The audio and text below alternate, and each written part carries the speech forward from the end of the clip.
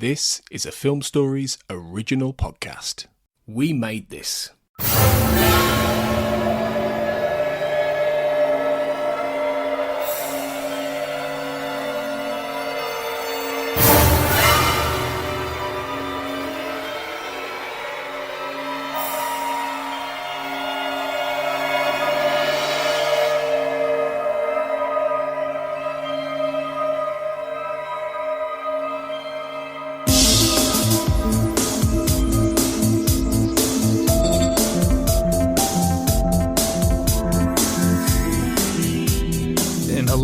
Welcome everyone to the X-Cast. The truth is in here.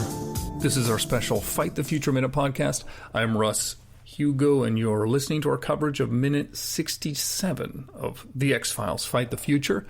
This minute begins at 106 and then ends at 106:59. And what do we have in this scene but more coppers? Not coppers. Good grief, I need my coffee. They have more copters, a lot of copters, and lots and lots and lots of talk to me Scullys. Or at least just Scullies. Scullies. What are your thoughts about the intricate dialogue? Very didactic rhetoric that's being expressed during this scene. There's a lot of it. I do find it annoying after a while. I know, both of us, we took counts too of the Mulders and the Scullys. We did. So it would be interesting to compare that. Let's do it. You want to go first? Sure. So I counted every time a name is mentioned, so whether it's in a sentence or whether it's just being yelled out.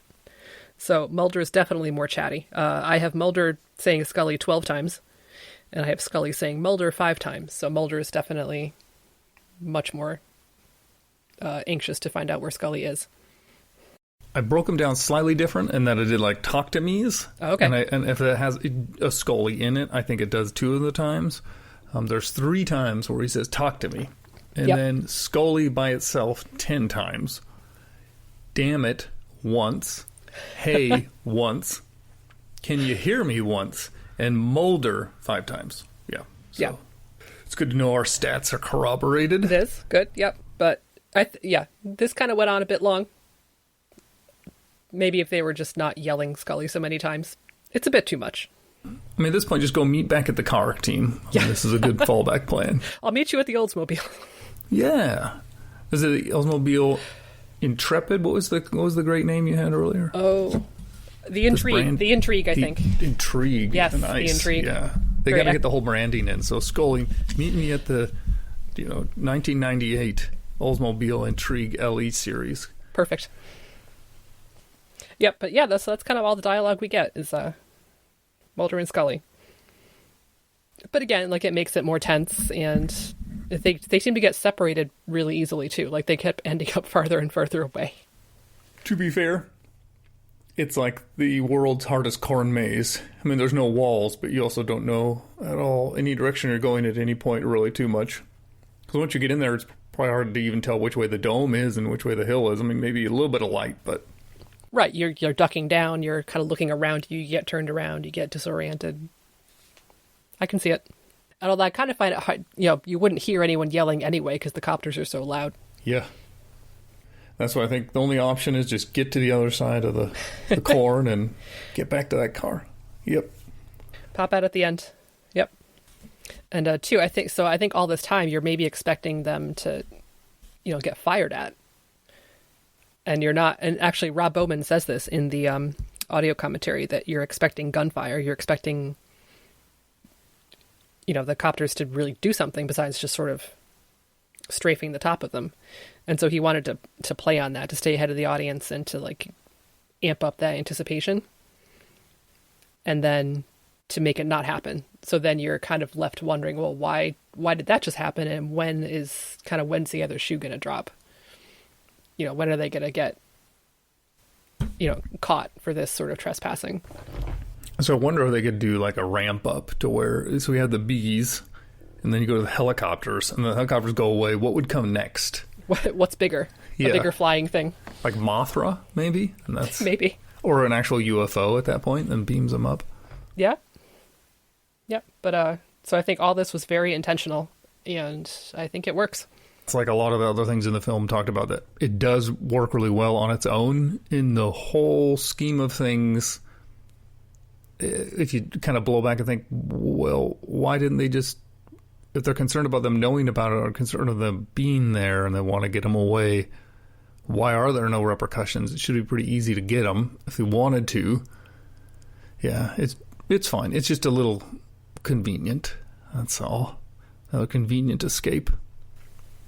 Yeah. Well, like when Kurzweil says later on, like, these people don't make mistakes. So it's kind of like in Erlenmeyer Flask, if you were chased, you would have been killed. Like, they do a lot of chasing Mulder away from things, but not really doing anything after that. Yeah. And it's not like they're going to be able to relocate that thing that quickly. I mean, it seems like at the end we can assume it's gone and then it's now put in Tunisia, but that's a lot of work. Just because of Mulder, you want to keep him alive. At that point, just come on. Yeah. Or maybe they have many of these places all going at once. They had to just burn that one down. But still, that's a lot of work. I mean, at that point, just get some truth serum, knock him out. Because didn't they do that in Deep Throat? They scrambled his memories a bit. Yeah, so they could just do the same thing and call it good. Well, I'm not trying to be picky here, but I think the management, the security of this place, the syndicate is not the best. No, and we've seen that sort of in other examples as well. Like earlier in the film where they blow up an entire building to get rid of some bodies when they could have just fed it to pigs or thrown it in the ocean. This is true, yeah. Oh, we're in trouble when 2012 hits, Katie. We're in trouble. These folks are the ones who are going to resolve it. But yeah, watch out. Okay, so here's one more fun fact. So, as you can imagine, security was pretty tight during all this filming. But during this particular shoot, a teenager managed to sneak into the cornfield, and they estimated he traveled about a mile in. So he just kind of hiked all this way through this huge, 8-acre cornfield. And he managed to shoot some footage of David Duchovny and Gillian Anderson, running from the helicopters in that scene. And he ended up selling it to the local news. So that, they were not pleased about that. But Chris Carter is quoted as actually saying that he was amazed that this kid made it through here. But he also said he thought the footage was really good. Like, he shot it from this low angle. And he said, yeah, it was really interesting footage. He hated that he got it, but it turned out pretty well. Could you imagine how exciting that would have been for that kid? I know. So much fun. Especially just like one kid in there. Like I'm think of the security they had, like when they started filming the revival, it seemed like so ramped up, but just, back then maybe it wasn't quite as heavy, and you're out in the middle of nowhere too. Maybe you're wondering, who's going to try and sneak in here, but one intrepid person did. Yeah, it was a much more innocent time. Yeah. And think is probably that kid is the reason we had the werewolf mask for I Want to Believe. Oh God. Maybe. Yep. Well, I'm jealous. It's a very romantic story. It is. Of a time gone by. Probably shooting on this big giant camcorder. Not your cell phone. You had to bring a camera in with you. Yeah, that's the achievement to haul one of those things for a mile. Imagine all the dust that's kicked up in that lens from the copters. Boy, we should try and track that kid down and see if they'd be willing to do an interview for the X-Cast. That's true. Tell their story. One of the more obscure interviews. Some of my favorite X-Cast interviews. I mean, the people who did the X-Files musical interview, that was a lot of fun. Oh, that was a good one, yeah. Okay, I guess the final thought is we're out of the corn. If you would put any traditional X-Files monster in the corn, which one do you think belongs at home mostly in the corn? Like living in the corn or good to jump out of the corn? Either. You get to make that call. Oh, yeah. I've got to think now. Do you have an answer as well? Are you thinking as well? No, but I'm going to think also. Okay. Why can I not think of any X-Files monsters right now? I can imagine Eugene Toombs jumping out of a cornfield with those yellow eyes. Yeah. I think he was the first one that kind of came to... But I just don't know how his stretchy powers would benefit him, but he could be scary. That's the truth. Oh, definitely. I think scary. I picture his face, like, kind of leaping out from the dark at you. We could put the cats in there. Yeah. Yeah. Boy. The other thought, I guess, are the creatures from Detour. Oh, yes. That would be good. They'd have to sort of change their camouflage a little bit to look more cornstalky. Midwestern version. Yeah. Yeah.